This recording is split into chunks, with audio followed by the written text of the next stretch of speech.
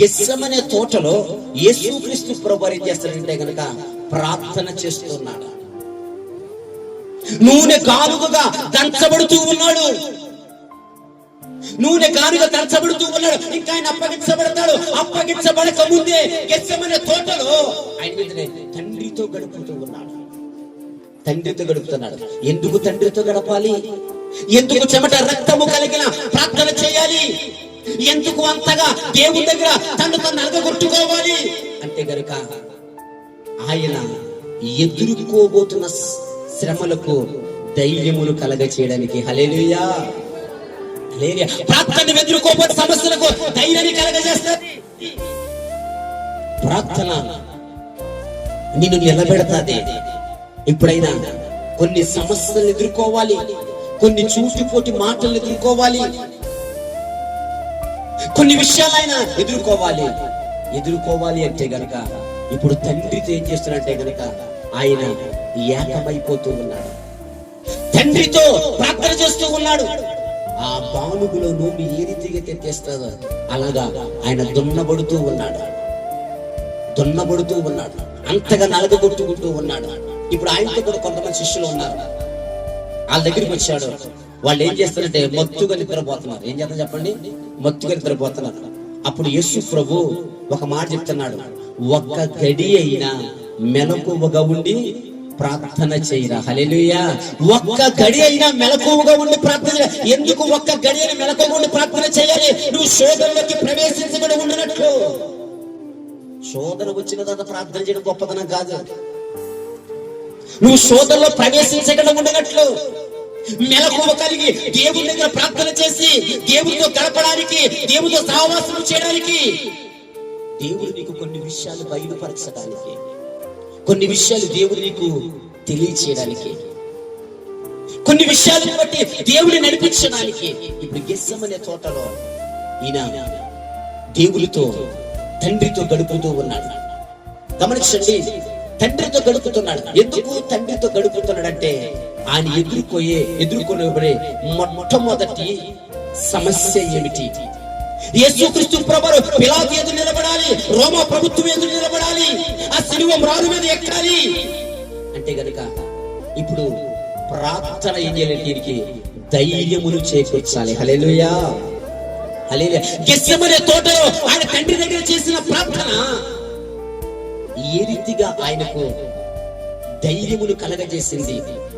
ఏ సమస్యను ఆయన ఎదుర్కోగలిగాడు అంటే గనక ఇప్పుడు చూద్దాం. మొట్టమొదటిగా మన పరిశుద్ధ గ్రంథాలు తెరిచి మత్తయి సువార్త 26వ అధ్యాయము 50 వచనాన్ని ఒక్కసారి మనము చదువుకుందాం. యేసుక్రీస్తు ప్రభువారు చెలికాడ అని పిలుస్తూ ఉన్నాడు. ఎవరిని చెలికాడ అని పిలుస్తూ ఉన్నాడు? ఇస్కరియోతాని. ఎందుకు యోధాని చెలికాడ పిలుస్తున్నాడు? యేసుతో పాటు యోధా ఉన్నాడు. యేసుతో పాటు తిరిగాడు, యేసుతో పాటు సంచరించాడు, యేసుతో పాటు నడిచాడు. యేసు ప్రభును అప్పగిస్తూ ఉన్నాడు. హల్లెలూయా, చెప్పాల హల్లెలూయా, హల్లెలూయా. గెత్సెమనే తోటలో ఎందుకు యేసుక్రీస్తు ప్రభువారు ప్రార్థన చేస్తూ ఉన్నాడు? చెమట రక్తముగా మార్చబడిన రీతిలో ప్రార్థన చేస్తున్నాడంటే ఆయన తొలగిపోకుండా, జారిపోకుండా, పడిపోకుండా నిలబడటానికి. బైబిల్ గ్రంథములు మనం చూసుకుంటే ప్రారంభ పుస్తకమైన ఆది కాండములో అవ్వ ఆదాము ఒక పండు దగ్గర ఏమైపోయారంటే పడిపోయారు. వారి భక్తి జీవితాన్ని పడగొట్టేసుకున్నారు. ఒక పండు దగ్గర అంటే చెప్పండి, ఒక పండు దగ్గర శ్రమలు రాగానే, బాధలు రాగానే, కష్టము రాగానే, నీ జీవితంలో శ్రమలు, కష్టాలు, బాధలు వచ్చినప్పుడు కొన్ని సందర్భాలు నువ్వు నిలబడలేకపోతున్నావు అంటే నీకు గెత్సెమనే అనుభూతి లేనప్పుడు. హల్లెలూయా, హల్లెలూయా. గెత్సెమనే అనుభూతి లేనప్పుడు ఆయన ముందు ఉన్న ఆ ప్రయాసను, ఆ కష్టమును, ఆ నిందను, ఆ అవమానమును భరించడానికి గెత్సెమనే అనుభూతిలో ఆయన పూర్తిగా మునిగిపోయాడు. హల్లెలూయా, హల్లెలూయా.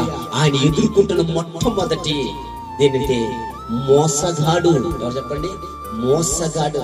ఎవరు మోసగాడు? బయటోడైతే మోసగాడైతే అనుకోవచ్చు. ఈయనతో పాటు తిరిగాడు, ఈయనతో పాటే ఉన్నాడు, ఈయనతో పాటు జీవించాడు.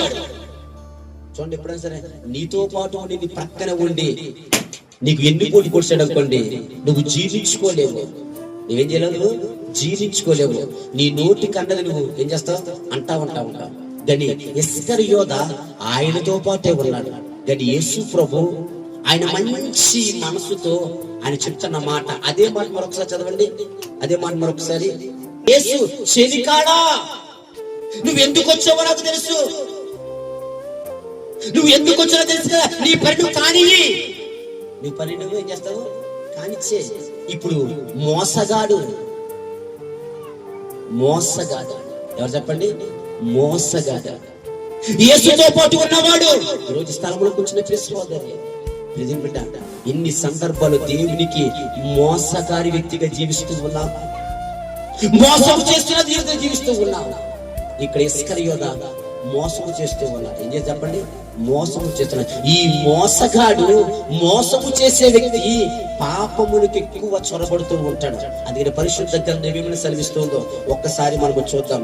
మన బైబిల్ గ్రంథాలు తెరిచి సామెతల గ్రంథము 1వ అధ్యాయము 16వ వచనాన్ని ఒక్కసారి మనం చదువుకుందాం. మహా జ్ఞానము కలిగిన సొలొమోను ద్వారా రాయబడిన మాటను ఒక్కసారి మనం జ్ఞాపకము చేసుకుందాం. కీడు చేయనికే వారి పాదములు పరిగెత్తును, నరహత్య చేయనికే వారు తొడపడుచుండరు. మోసగాడు. ఇప్పుడు ఇస్కరియోత మోసగాడు. కీడు చేయడానికి, ఎవరికి కీడు చేయడానికి, దేవునికి కీడు చేయడానికి తమ పాదములు పరిగెత్తుతున్నాయంట. ఈయన పాదములు పరిగెడుతున్నాయి. గెత్సెమనే తోటలో దేవుడి దగ్గర, తండ్రి దగ్గర చెమట రక్తముగా మార్చబడిన ప్రార్థన చేయడానికి కారణమే మోసగాన్ని ఎదుర్కోవాలి. ఏం చెప్పండి, మోసగాన్ని ఎదుర్కోవాలి. మనకెవరైనా మోసం చేశారు అనుకోండి, మనం ఏం చేద్దాం చెప్పండి, నీకు బుద్ధి ఉందేంట్రా, అదిరా ఇదిరా ఏం చేసి తిడతా ఉంటాం. కానీ యేసు ప్రభు మాట చెప్పాల, చెలికాడా అన్నాడు. హల్లెలూయా. ఆయన ఎంత ప్రేమ కలిగినాడు ఒక్కసారి ఆలోచన చేసి. చెలికాడా అనిపించాడు. వీడెప్పుడు కూడా మోసము చేయడానికి, అందుకనే భక్తుడు సెలవిస్తూ ఉన్నాడు. అదే మాట మరొకసారి చదవండి. మోసపూరితమైన హృదయం కలిగిన వాడు ఎప్పుడు కూడా కీడు చేయడానికి, కీడులో ఉండడానికి. ఈరోజు ఈ స్థలంలో కూర్చునే సహోదరి, నీకెవరైనా కీడు చేయడానికి వస్తూ ఉన్నారనుకో, ఆ కీడు నువ్వు ఎదుర్కోవాలి అంటే గనక నీకు గెత్సెమనే తోట అనుభవం ఉండాలి. నమ్మిన వారు చెప్పలు కూడా యేసు నామమున